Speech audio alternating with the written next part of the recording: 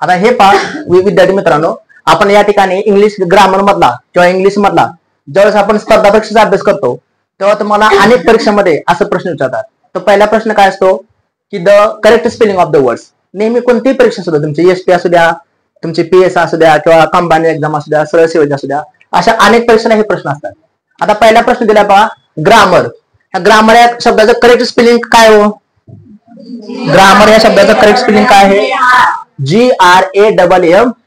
तुम्ही अतिशय बरोबर सांगितलं, त्याबद्दल तुमचा आभार मानावं तेवढं कमीच आहे. पहिल्या शब्दात तुम्ही उत्तर बरोबर सांगितलं, स्पेलिंग असं आहे ग्रामर असं आहे GRAMMAR. बऱ्याच वेळा आपल्याला काय वाटतं, समरचं spelling SUMMER, winter WINTR, hunter HUNTR. त्यामुळं ग्रामरचं स्पेलिंग GRAMMER असं वाटण्याची शक्यता असते, पण करेक्ट स्पेलिंग काय आहे? ग्रामर आहे. आता हे सांगा फुलफिल. आता यामध्ये पण फरक पडतो ब्रिटिश आणि अमेरिकन स्पेलिंग. तर बऱ्यापैकी आपण असा जेव्हा प्रश्न असतो तेव्हा आपण ब्रिटिश स्पेलिंग फॉलो करायचे असतात. ब्रिटिश स्पेलिंगला जास्त येतं महत्व आहे, किंवा ब्रिटिश स्पेलिंग आपण जर फॉलो केली तर आपल्याला याच्यामध्ये ते उत्तर बरोबर असतात. या ठिकाणी ब्रिटिश प्रमाणे कोणतं करेक्ट स्पेलिंग आहे? फुलफिल. कारण फुलफिल म्हणजे फुलफिल करणे म्हणजे एखादी गोष्ट कंप्लीट करणे, परफेक्ट करणे. या ठिकाणी फुलफिल या शब्दाचं करेक्ट स्पेलिंग पहा ही आहे फुलफिल. हे जरा थोडस आपल्याला, हे जसं ग्रामरचं स्पेलिंग हे आहे तसं फुलफिल या शब्दाचं स्पेलिंग हे आहे पहा. आता 3 नंबर सांगा एक्सप्लेनेशन. हा जो शब्द आहे एक्सप्लेनेशन, 1 नंबर, 2 नंबर, 3 नंबर का 4 नंबर? कारण एक्सप्लेन या शब्द जर तुम्ही ह्याचा विचार केला वर्बचा, तो वर्ब हे एक्सप्लेन शब्द हे दिसते का? एक्सप्लेनचा वर्ब असा बघा, एक्सप्लेन हे वर्ब आहे, पण हे जेव्हा आपण नाउन करतो नाउन तेव्हा त्याचं स्पेलिंग राहते एक्सप्लेनेशन. हे नाउन असते. किंवा ज्यावेळेस आपल्याला तो शब्द आपण हे करतो, ज्यावेळेस आपण हा शब्द हे करतो बघा, ज्यावेळेस आपण हा शब्द हे करतो. आता बघा, आता शब्द एखादा शब्द असा आहे पहा, आपल्याला हे करायला लागेल ना. आता शब्द आपल्याला हा शब्द वर्ब आहे बघा, मेंटेन. आता मेंटेन जर वर्ब असेल तर स्पेलिंग असा आहे मेंटेन. पण ज्यावेळेस आपण असा शब्द म्हणतो मेंटेनन्स म्हणतो, मेंटेनन्स, तेव्हा त्याचं स्पेलिंग असं राहतं बघा मेंटेनन्स, नाव नाही.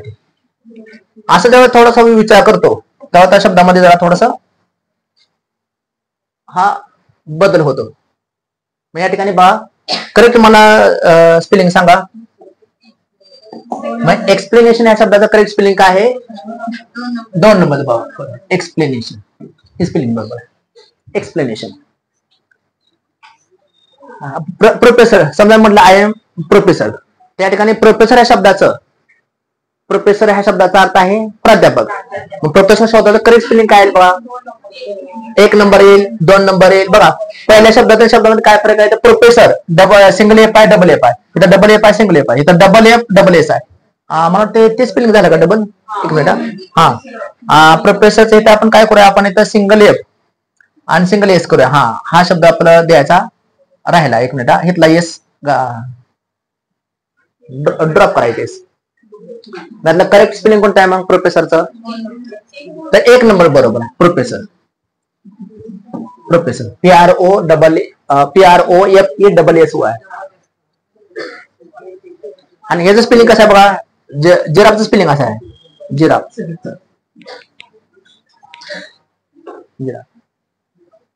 हे जे शब्द असतात हे शब्द तुम्ही पाहिले तर तुमच्या लक्षात येईल.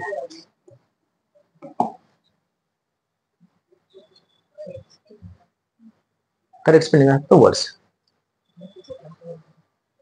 ओके. आता हे स्पेलिंग बघा, कोण सांगाल मला? हे थोडस आपल्याला हे राहते का, आपल्याला एवढी सवय नाही त्यामुळं. Okay okay okay. हा शब्द कळाला. आता हे सांगा रिसीट. रिसीट म्हणतो आपण, पोच पावती मिळाली, रिसीट. करेक्ट स्पेलिंग कोणतं आहे बा? रिसिप्ट आहे, उच्चार पीचा होत नाही, रिसिप्ट म्हणतो, RECEIPT रिसिप्ट. आता कर्नल, हा बऱ्याच परीक्षेला शब्द येऊन गेला आतापर्यंत. कर्नल, लेफ्टनंट हे शब्दांचं जे स्पेलिंग असतात ते वेगळे असतात. कर्नल म्हणजे सैन्यातला अधिकारी असतो, कर्नल वगैरे, त्याला इंग्लिशमध्ये कोलोनल असं म्हणतात, कोलोनल पिकरिंग वगैरे असं. तर कर्नल स्पेलिंग हे बरोबर आहे. Colonel 2 number. Colonel COLON colonel. बाराखडीप्रमाणे आपण करायचा असतो कर्नल, तर असं होत नाही बा, तर कोलोनल असतं.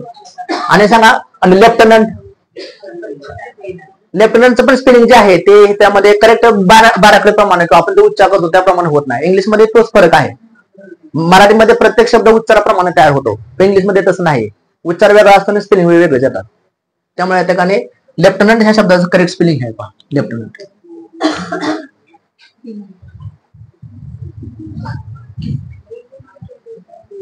तर मी या ठिकाणी थोडासा एक पार्ट घेतला मी. So thank you very much for your kind corporation.